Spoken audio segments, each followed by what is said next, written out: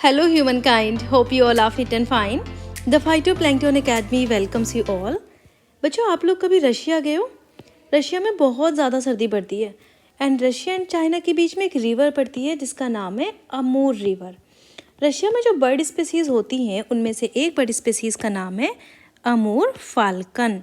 ये बच्चों Raptor species होती है और जब रशिया में बहुत सर्दी पड़ने की वजह से इन बर्ड्स को खाना नहीं मिलता तो ये पूरा रास्ता क्रॉस करते हुए अमूर रिवर का चाइना से इंडिया पहुंचती हैं। अब आप सोचिए इंडिया कितनी इंपॉर्टेंट प्लेस होती है वाइल्ड लाइफ के लिए। तो इंडिया के जो नॉर्थ ईस्ट में नागालैंड है वहाँ पर एक गांव पड़ता है जिसका नाम है पांगती विलेज। वहाँ ये बर्ड्स पहुँचती हैं और खाना खाती हैं। अब 1979 में कुछ ऐसा हुआ कि जब ये बर्ड्स वहाँ पर पहुँची तो 10,000 बर्ड्स को नागा पीपल्स ने किल कर दिया।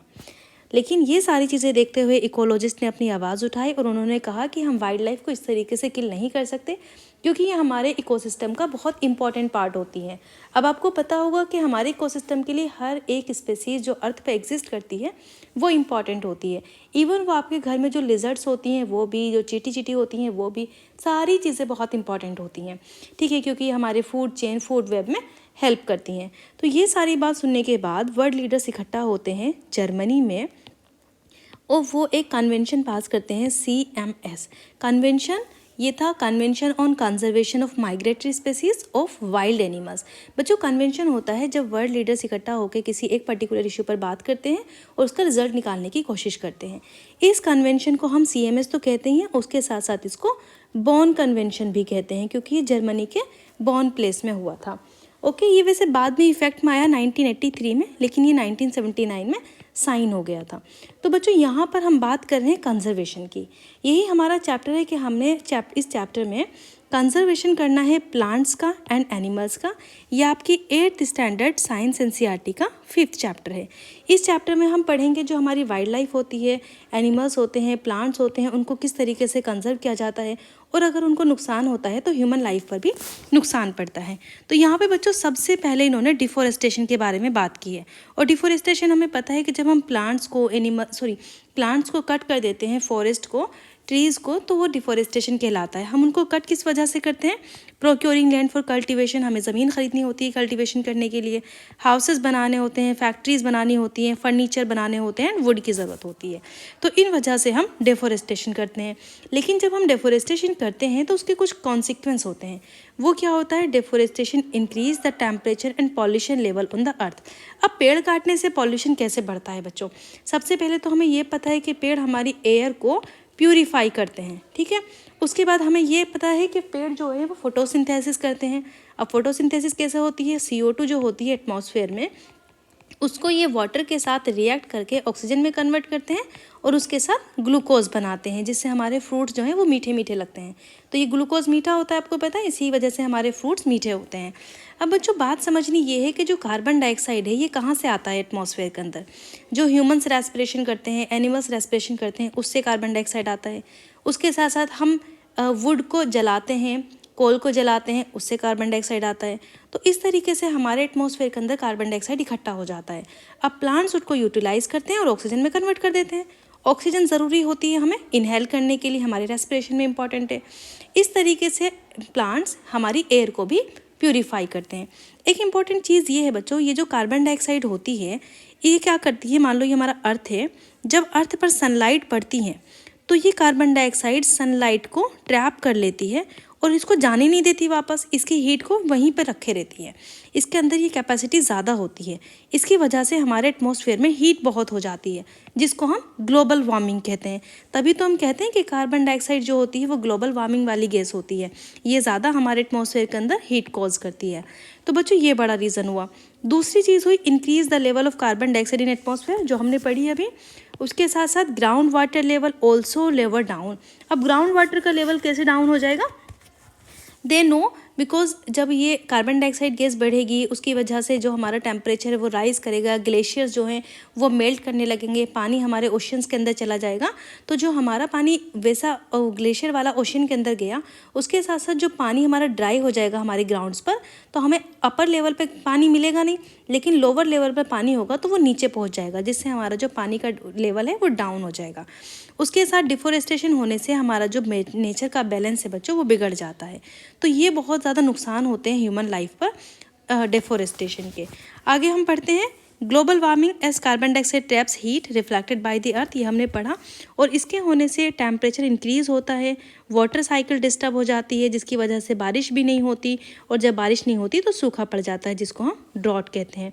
इसके साथ साथ एक इम्पॉर्टेंट बात ये भी है कि डिफोरेस्टेशन होने से, क्योंकि हम पेड़ों को काट देते हैं ना, तो पेड़ों की जो रूट होती हैं वो सॉइल को बाइंड रखती हैं, सॉइल को इम्प्रूव करती हैं। हमने पढ़ा था नाइट्रोजन फिक्सेशन, उससे सॉइल की फर्टिलिटी बढ़ती है, बहुत सारे बैक्टीरियाज इन्वॉल्व होते हैं।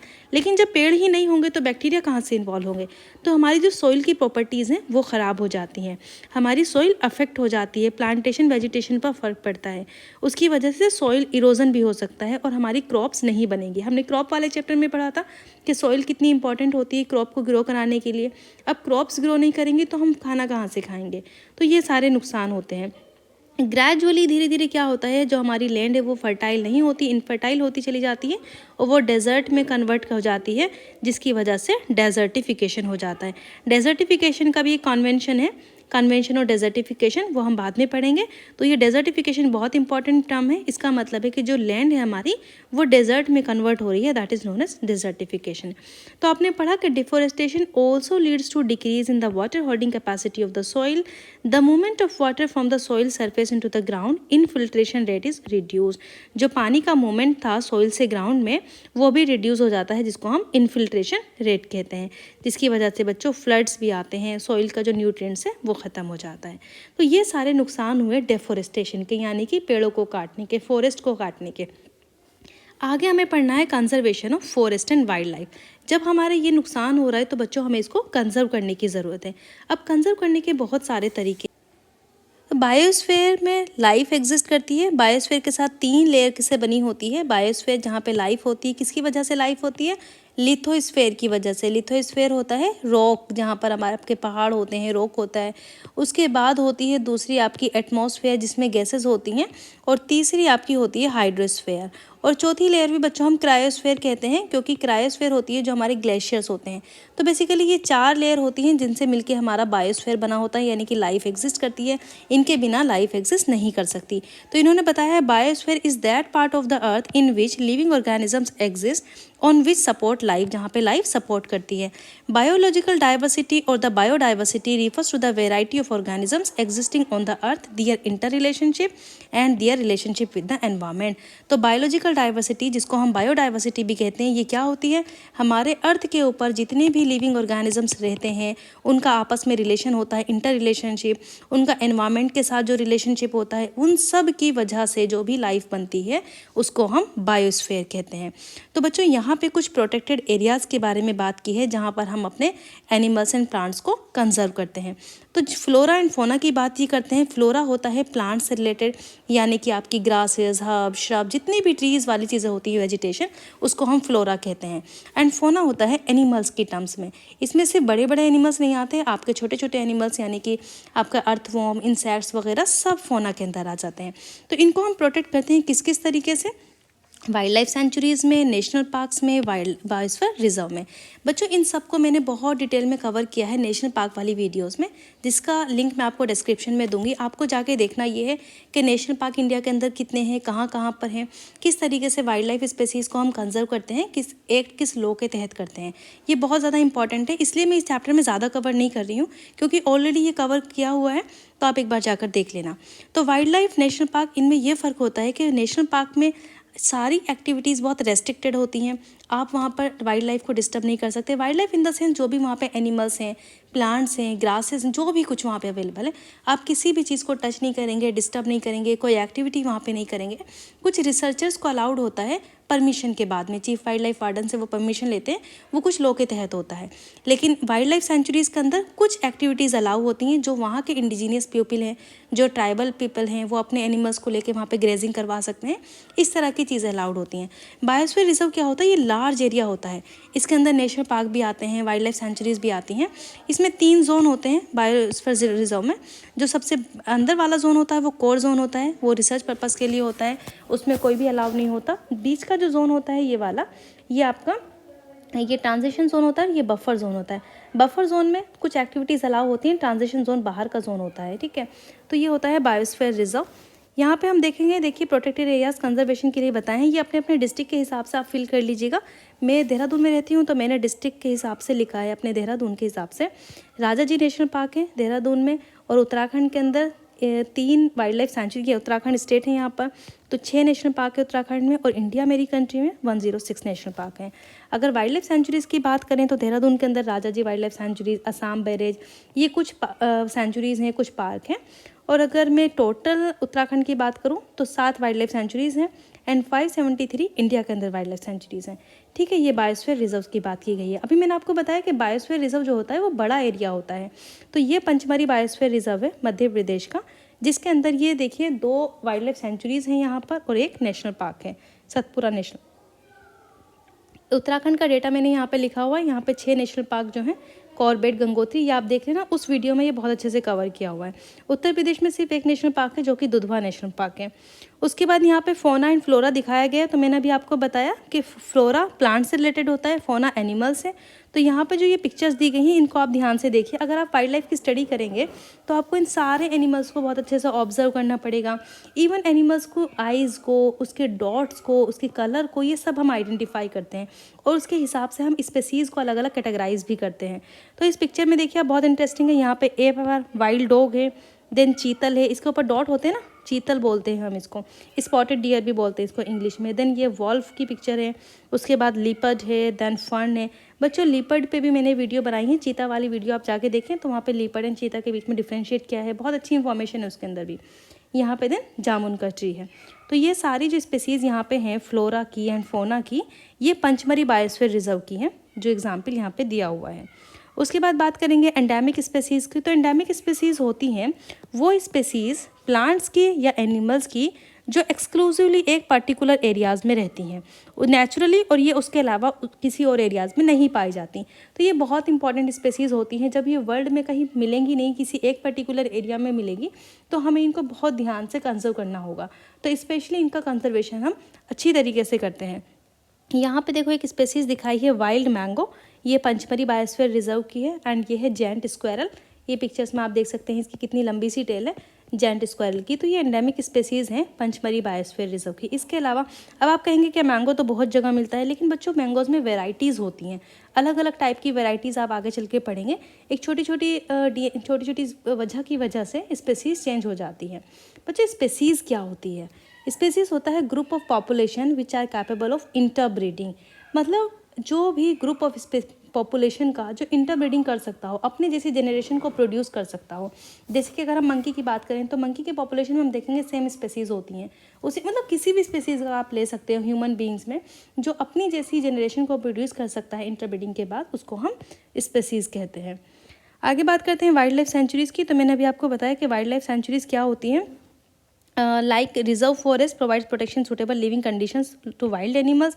यहाँ पे वाइल्ड लाइफ सेंचुरीज़ के बारे में ज़्यादा बात नहीं की गई है, लेकिन मैं आपको बता देती हूँ कि वाइल्ड लाइफ सेंचुरीज़ कुछ ऐसे प्रोटेक्टेड एरियाज़ होते हैं जहाँ पर हम अपनी स्पेसीज़, किसी एक पर्टिकुलर स्पेसीज़ के वाइल्ड लाइफ सेंचुरीज़ बनाते हैं अलग अलग स्टेट में। इंडिया के अंदर 573 वाइल्ड लाइफ सेंचुरीज़ हैं और यहाँ पर हम एनिमल्स, प्लांट्स को कंजर्व करते हैं।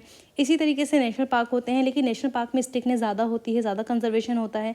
लेकिन बच्चों national park and wild life centuries में बड़ा फ़र्क ये है कि वाइल्ड लाइफ सेंचुरीज़ हम किसी एक पर्टिकुलर को प्रोटेक्ट करने के लिए उसके चारों तरफ का एरिया कंजर्व कर देते हैं, जबकि नेशनल पार्क में हम किसी एक पर्टिकुलर स्पीसीज़ पर ध्यान नहीं देते, मल्टीपल स्पीसीज़ जो वहाँ की होती है, नेचुरल हैबिटेट होता है, उसको कंजर्व करते हैं।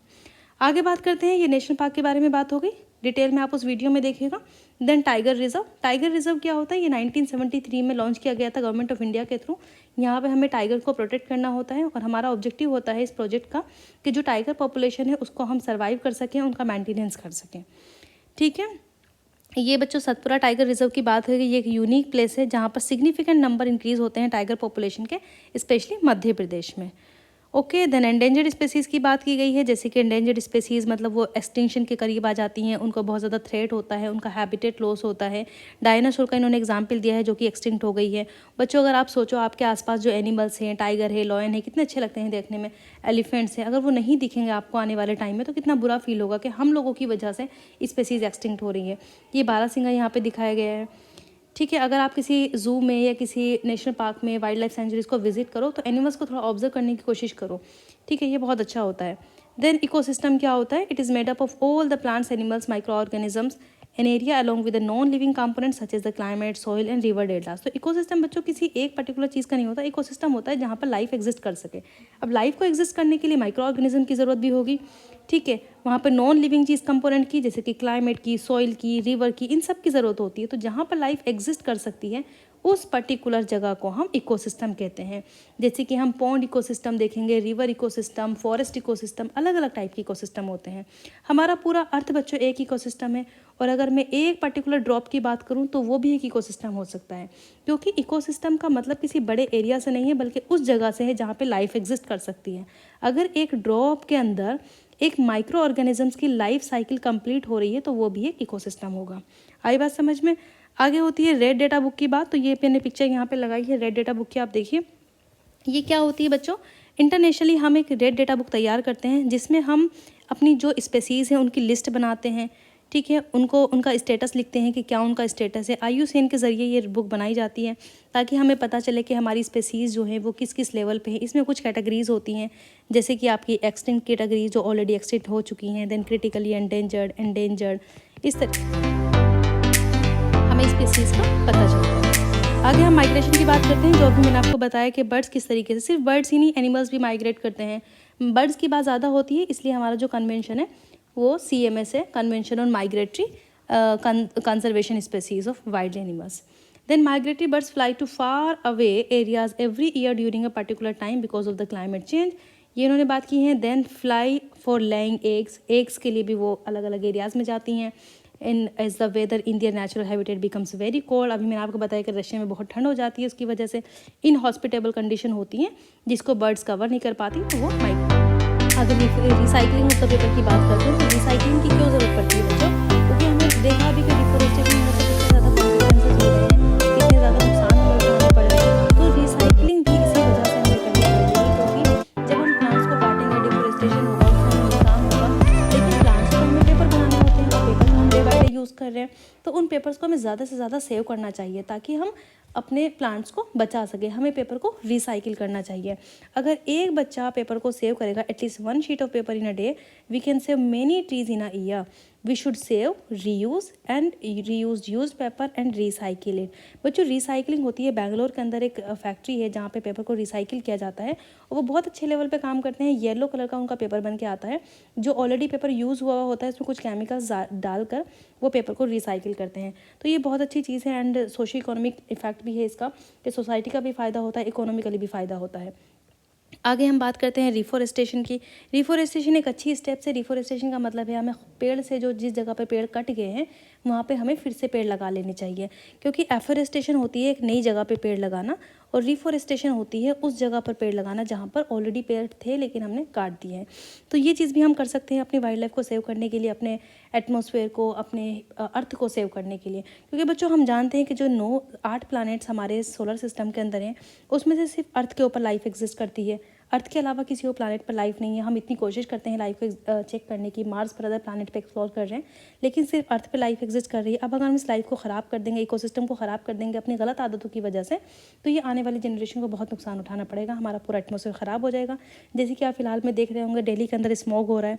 ये क्यों हो रहा है बच्चों?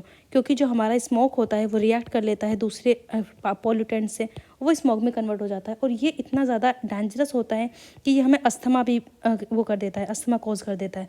अब आपने देखा होगा कि दिल्ली के अंदर जो विंटर वेकेशन है उनको प्रीपोन किया गया है।